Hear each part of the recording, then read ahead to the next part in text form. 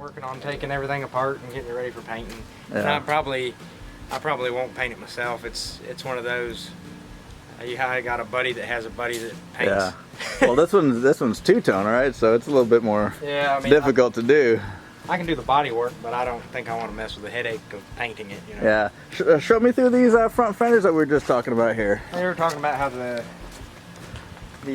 shares the same fender as the earlier ones. I mean, they just covered it up with the. I also didn't realize that these end caps of the fenders, you know, I didn't realize they're pop metal. I think when I pulled them off of there. Yeah. And you can see what somebody did, because I guess it stuck out when they resprayed it last. Somebody put a self-tapping screw through it. Oh wow. And into the fender and ground the head of the screw off. So that was a bit of a pain. That's to great. get off, but so they just had the thing come down right here. Yeah, and then go back. And then back, and then underneath it they had just the original split bumper style. Yeah. RS. I'm sure they had a million of them already made, and I'm sure they want to save money and reuse the old parts. Yeah. I guess So since we saw it last, you've done some work to the 454, huh? yeah, I mean, I put a stock intake on it so it'll fit under the hood, you know. Okay. Yeah, we didn't have the hood on it last time. Right. Neat. So now it does fit, but I do think the performance suffered slightly because of the short intake. I mean, it's still, I mean, it's not bad. Right. Considering, I mean, it really is a stock engine. Yeah. I mean, Well, it's very clean under here. You know, it's not a whole lot of mess going on. it has potential. I mean, Yeah. It's either way, it's a lot better than the 305. It's fun. I mean, it's fun to drive. Yeah, that 305 was what is it, 175 horsepower at the most. I think it's less than that. Yeah. 145 without the Edelbrock. Yeah, the factory rating was somewhere around there. Yeah. Even the 350, I think it was factory rating was maybe 185 or Yep, something. that was the highest performance one you could get, I think. Which I can understand. I know, somewhere in there, I know they changed the way they rated the horsepower. I know. Yeah, from SAE to net. Yeah. So, are you finding a lot of, or not a lot of problems in the bodywork? No, I mean, I really don't think there's any. I never had this stuff off, so I don't know. There's nothing major. I mean, oh, there's my phone ringing. Hold on. That's all right. I think that'd be best. I think I'll pull the rear glass out and, you know, take care of all that. Because nothing's going through, but I'd hate for it to be painted and then another 2 years or be an issue. Yeah, I have to mess with it. But other than Fantastic. that, I was able to find, like on Amazon, they had the Firethorn red interior, the dye Okay. for the plastic. And so, I mean, I resprayed a couple things. Did some, like I replaced the window cranks and those, and Okay. little things here and there. Like I sprayed those. They were black. Oh yeah, those I mean, were. it still doesn't look great, but it's okay. Yeah, yeah. But I need to. Oh yeah, you put those on. That's neat. Okay. I mean, I'll go over it slowly. And the bad thing is the plastic pieces back here deteriorated from being in the sun. Yeah, because this half of the car was, because it was under cover is what I was told, and then this half of the car was exposed. It was still under cover, but the sun hit it. Other than that, I mean, it's just a couple little things. Okay. The interior's not bad though, and That was neat. as driver, I mean, it's not show quality, it's driver quality. Right. And same thing with the paint, you know, it doesn't have to be perfect, because I know from the factory they weren't even perfect. Exactly. And you do have the plate here to tell you what to do with it, you know? That plate will tell you all about that car. Yeah, look, did you have it in the picture? Remember when I bought it, you had it on Craigslist? I looked up the VIN decoder when it was on Craigslist, you know, to make sure, because I was, I hadn't really, because I used to have Volkswagens and stuff, so I was never into, you know, sporty cars. Yeah. And so I've just been reading up on all sort of things, you know, and over time, just picking up more knowledge. Yeah, yeah. This car is awesome, and I know a lot of people love this car when I had it. So with a 454, I can only imagine folks would just be drooling all over this thing at the. Well, that's what's great.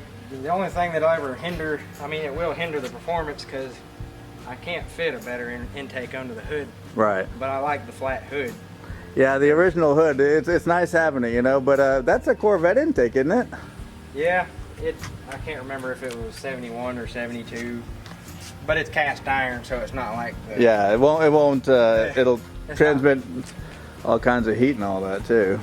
That's one thing too. I mean, it runs great if it's cold or cool outside. Before it warms up, it feels like it's a different car. And then if you go sit in a drive-through or something in the Florida heat in the summer, and then you take it out, I mean, it's still good, but it's not as good as Not as good. Yeah, just wait for the winter. This thing will be screaming. Yeah, I know a different intake and a cowl induction hood would fit all that, but I like the flat hood. I mean, Yeah. I might change my mind eventually, but I'll definitely keep everything so I can put it back. Yeah, do what Joe did and just save it. Oh yeah, I wouldn't get rid of anything. Yeah. Yeah, Joe had that cowl hood and then he put on his hood again. I remember that. Yeah, well, he's playing around with the different look. Yeah. I like to confuse people.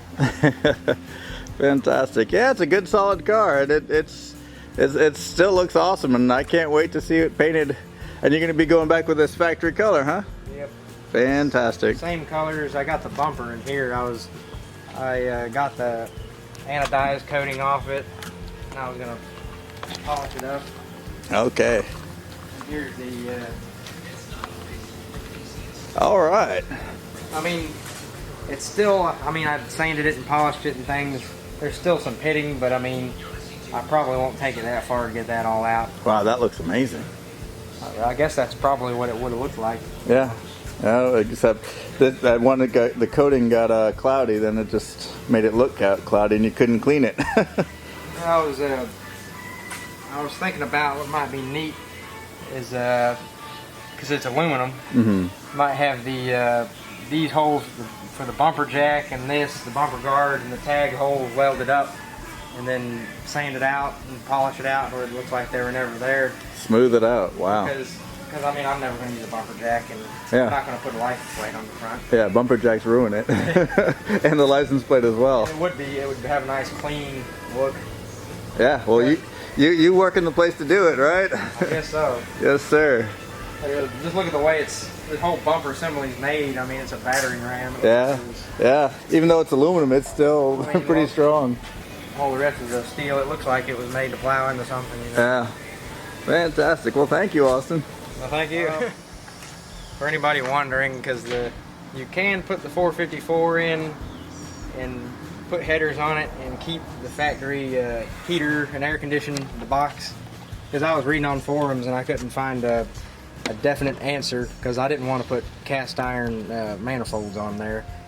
But you can. I went on there's classicindustries.com, and I don't remember the part number, but it's a Hedman is the brand, Hedman headers, and it says in the list, which I don't really, you know, you never really know for sure when it says fits this year and that year, you know, but it did say like what 70 through 79 or 82 whenever they quit making them this way, but and then I was thinking, okay, I probably have to cut something and it may not work, but it did after all. The only thing, because the transmission's still a turbo 350, this side of the bell housing was the collector, the flange was touching, it was too close, so I mean I trimmed the side of the bell housing, but it's nothing necessary, just casting. And so then it fit right in, and I mean I didn't even have to lift the engine up, didn't have to do anything weird to bolt them on, you know, they just fell in place.